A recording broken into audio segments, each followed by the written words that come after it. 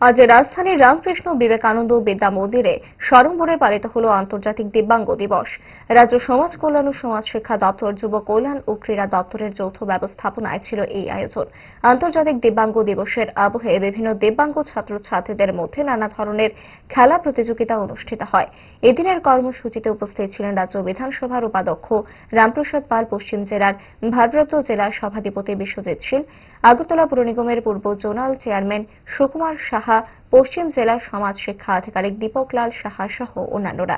সভায় বক্তব্য রাখতে গিয়ে রাজ্য বিধানসভার উপাধ্যক্ষ রামপ্রসাদ পাল বলেন, আসলে আজকে আমাদের এই সরকার, বর্তমান আমাদের ত্রিপুরা সরকার এবং কেন্দ্রীয় সরকার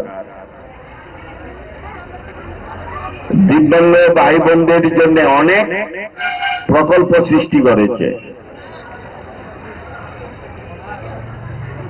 যেখানে প্রতিটি প্রকল্পই আমাদের এই দিব্যাঙ্গ ভাই বোনদের পাশে থেকে তাদেরকে আমাদের সাধারণ যে যারা আমরা আছি, আমাদের সেই সাধারণ জীবনযাপন সাথে যেন তারও এগিয়ে যেতে পারে, তাদের যেন কোনো সমস্যা না থাকে।